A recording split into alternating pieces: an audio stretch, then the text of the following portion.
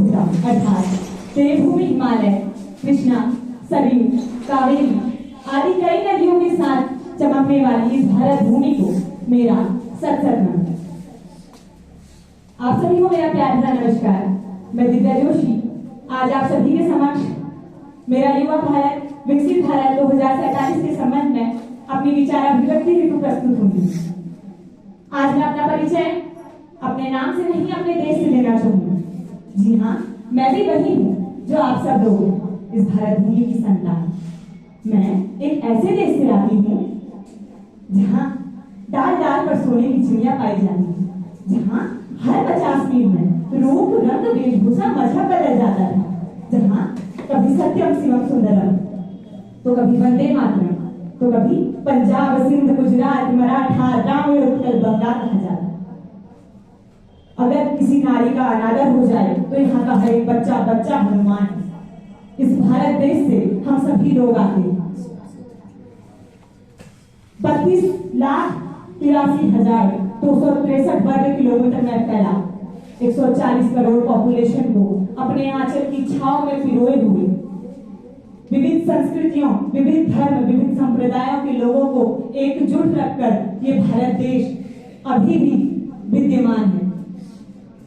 हम सभी एक समय में अपने आप को गौरवान्वित महसूस किया करते थे, क्योंकि हम सभी एक ऐसे भारत देश में निवास कर रहे थे जहाँ छत्रपति शिवाजी महाराज, जहाँ अशोक सम्राट जैसे राजा हुआ करते थे, जहाँ रानी दुर्गावती, रानी लक्ष्मीबाई जैसी वीरांगनाओं ने जन्म लिया, जहाँ डाल डाल पर सोने की चिड़िया निवास करती थी, जिसे अपने भूगोल से पहले ब्रह्मांड का भूगोल ज्ञात था। हम लोग ऐसे भारत देश में निवास कर रहे थे। परंतु आज आजादी के 75 वर्ष बाद हम लोग देखते हैं हमारे समाज में इतनी ज्यादा बुराइयां व्याप्त हो गई हैं। गरीबी, भ्रष्टाचार, भुखमरी, सामाजिक, आर्थिक, राजनीतिक अनेक इतनी बुराइयां पनप गई हैं जो हमारे देश को विकसित भारत 2047 के बारे में सोचना हमें थोड़ा कठिन प्रतीत होता है, क्योंकि इतनी ज्यादा विषमताएं, इतनी ज्यादा बुराइयों के बावजूद 2047 का भारत कैसा होगा ये सोचना थोड़ा सा कठिन है। परंतु इन सारी परेशानियों को देखते हुए मेरी डूबती हुई आंखों में एक ऐसे भारत का सपना गोता लगाता है जहां पुनः नालंदा और तक्षशिला जैसे विश्वविद्यालय हो, जिससे हमारे भारत देश में पढ़ने वाले प्रतिभाशाली युवाओं को अपने माता पिता की कमाए गए पैसों को बड़ी बड़ी यूनिवर्सिटियों में जाकर खर्च ना करना पड़े। हम एक ऐसे भारत के लिए संकल्पित हैं जहाँ की शिक्षा नीति सिर्फ धनवानों और शिक्षावानों तक सीमित ना होकर एक ऐसे तक जाए जो कि प्रतिभाशाली युवा को आगे बढ़ाए, ताकि हमारे भारत देश में पुनः एक नया कौटिल्य, पुनः एक नया आर्यभट्ट, मेघनाथ दास जैसे नए वैज्ञानिक, रामानुजन जैसे नए कृतिज्ञ, रविंद्रनाथ टैगोर जैसे नए कवि और स्वामी विवेकानंद जैसे नए दार्शनिक पुनः पैदा होंगे, जो हमारे भारत की, हमारे आत्मनिर्भर भारत की खंड खंड को पुनः अखंड करेंगे। हम लोग एक ऐसे भारत के लिए संकल्पित हैं। अटल बिहारी वाजपेयी जी की कुछ लाइनें याद आती हैं। वो कहा करते थे कि भारत एक भूमि का टुकड़ा नहीं, भारत एक भूमि का टुकड़ा नहीं, भारत एक जीता जागता राष्ट्र पुरुष है। उन्होंने कहा था ये वंदन की धरती है, ये अभिनंदन की धरती है, ये अर्पण की भूमि है, ये तर्पण की भूमि है, ये तर्पण की भूमि है, ये अर्पण की भूमि है। यहाँ की नदी नदी हमारे लिए गंगा और यहाँ का कंकड़ कंकड़ हमारे लिए शंकर है।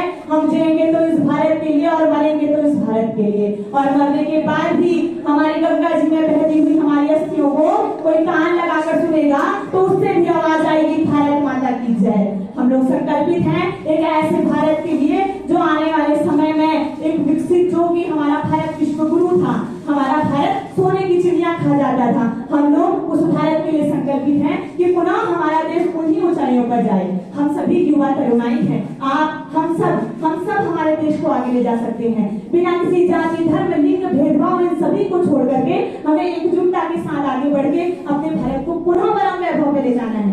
500 साल के संघर्षों के बाद अभी हमारा 9 नवंबर 2019 को राम मंदिर का निर्णय सामने आया था।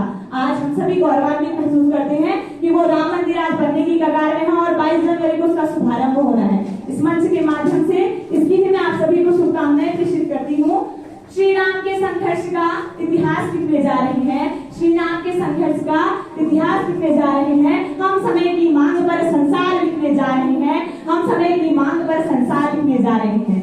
हम सभी 2047 के ऐसे विकसित भारत की परिकल्पना करते हैं जहां का दीनहीन गरीब किसान बिना किसी ब्याज और लोन की चिंता किए हुए अपने खेतों में बुआई करेगा।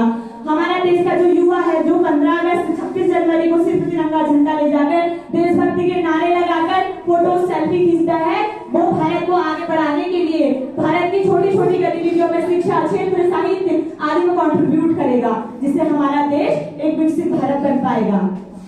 हम लोग एक ऐसे देश के लिए संकल्पित हैं जहां दीनहीन गरीब व्यक्ति भी ये सोचे कि ये महसूस करे कि ये भारत देश उसका अपना देश है और उसकी एक छोटी सी आवाज भी ये भारत देश को विकसित बनाने में महत्वपूर्ण योगदान देती है। हम लोगों को आज भी गौरवान्वित महसूस करना चाहिए कि हम लोग ऐसे भारत देश में बनते हैं, ऐसे भारत देश में हमारा जन्म हुआ है। कहा जाता है कि युवा ही अपने देश की शान होता है और युवा के हाथ में ही हमारे देश का भविष्य होता है। और अगर हम लोग कोई चीज ठान लें तो अवश्य ही हम लोग निश्चित तौर पर उस चरम सीमा को प्राप्त कर सकते हैं जब हमारा भारत देश पुनः सोने की चिड़िया और पुनः विश्व गुरु कहलाएगा। वो दिन भी दूर नहीं, परंतु हमारे समाज में बहुत सारी बुराइयां भी हैं और तब तक हम लोग उस परम वैभव को प्राप्त नहीं कर सकते जब तक हमारे देश में रहने वाला, हमारे राष्ट्र में रहने वाला कोई भी नागरिक चारित्रिक रूप से भ्रष्ट, धार्मिक रूप से गंदा, राजनीतिक रूप से अंधा, अपने शैक्षिक मान मूल्यों के आंकड़ों में जिन्न छिन्न पैपन्यमय अखंड भारत को खंड खंड करता रहेगा, तब तक हम लोग अपने विकसित भारत 2047 को प्राप्त नहीं कर सकते। हम सभी को एकजुट होकर एकता के सूत्र में बंधकर भारत सरकार द्वारा चलाई जा रही बहुत सारी नीति, स्वच्छ भारत, स्वस्थ भारत